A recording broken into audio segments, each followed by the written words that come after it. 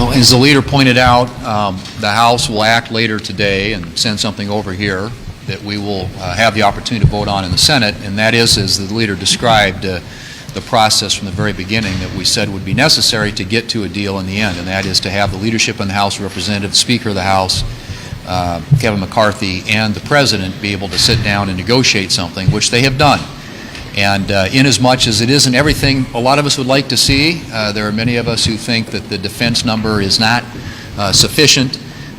There are some real wins in this, I think, hopefully for the American people, not the least of which is the first reduction in non-defense discretionary spending in a decade.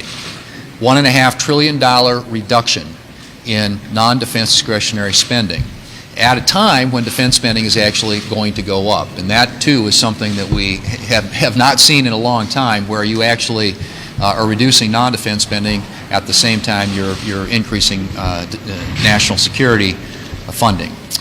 Secondly, the permitting reforms, which you'll probably hear a couple of my colleagues talk about, also are significant in the sense that they get rid of some of the needless delays and that have slowed down a lot of these energy projects around the country that would lower energy costs for the American people. So creating some deadlines there is really critical.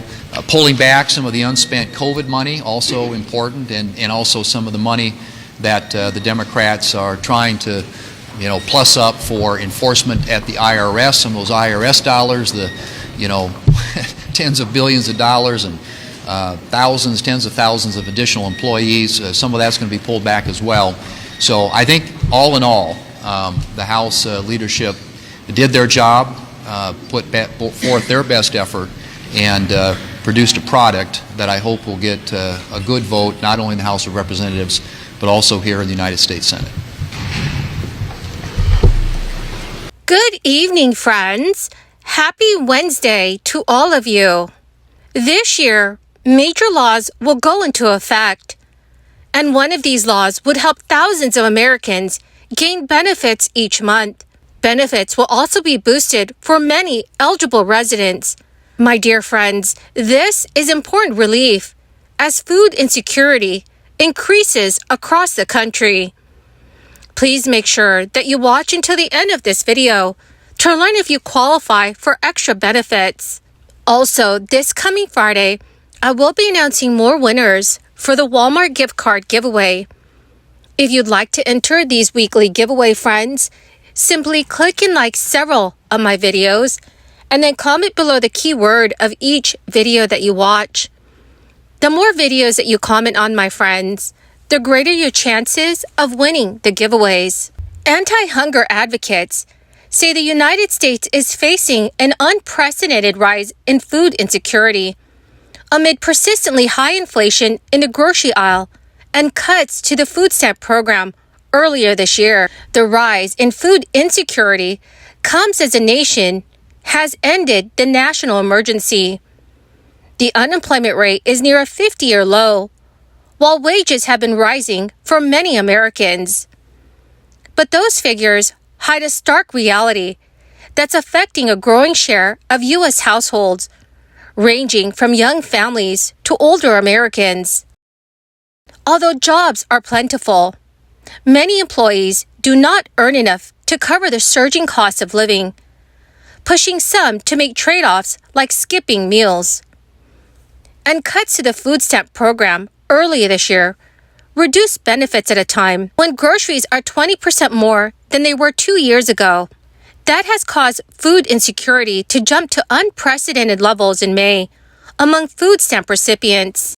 About 44% of respondents reported skipping meals in the last month. That is a 7% increase and a record high. Those findings were echoed in a new study from the Greater Boston Food Bank, which found that some local families are having difficulty making ends meet. Many experts say that current rates of food insecurity are the highest they have ever seen.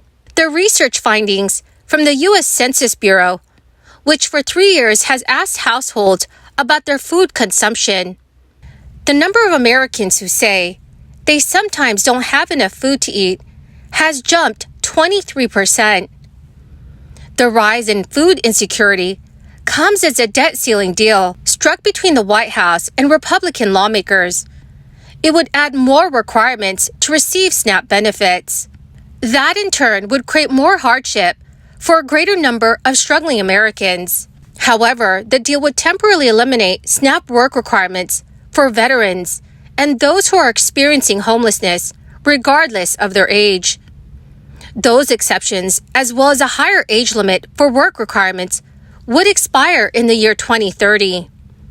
About 700,000 Americans between the ages of 50 to 54 years old would be impacted by the new work requirements.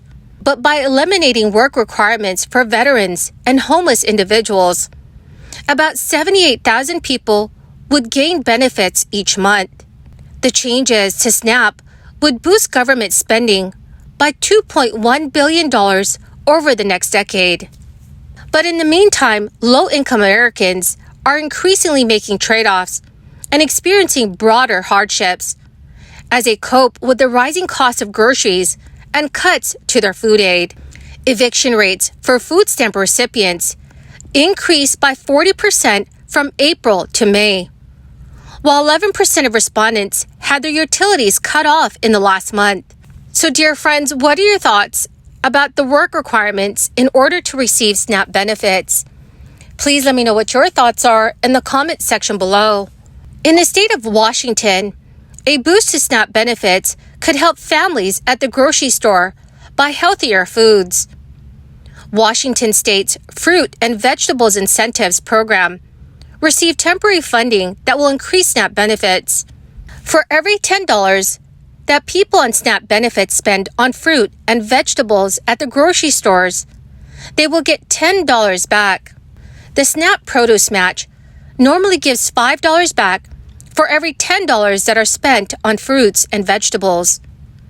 Senator Kirsten Gillibrand has also proposed new legislation to expand SNAP benefits in an effort to fight back against ongoing food insecurity. The Closing the Meal Gap Act would increase the minimum SNAP benefits. Senator Gillibrand, bill co-sponsors, and advocates say that food security is a basic human right and that it's important to ensure the protection of older adults, people with disabilities, and U.S. veterans. Recipients of a guaranteed income program in the state of Virginia only need to wait 2 more days before they receive their next payment that's worth $500. The program pays 170 residents in the city of Alexandria, Virginia, $500 on the first day of every month and is being funded by the American Rescue Plan Act. The first payment was issued to recipients in February of this year, and the program as a whole will last until January 2025. Well, my awesome and most amazing friends, that is the end of my daily stimulus update video for this Wednesday. My dearest friends, thank you so much for joining me here and for being part of this community. To say thank you, I will be announcing several winners for the Walmart gift card giveaway in a video later today. If you'd like to enter the giveaway, my friends, simply click and like several of my videos and then comment below the keyword of each video that you watch. The more videos that you comment on, my friends, the greater your chances of winning the giveaways. Thank you and have a wonderful and very blessed week.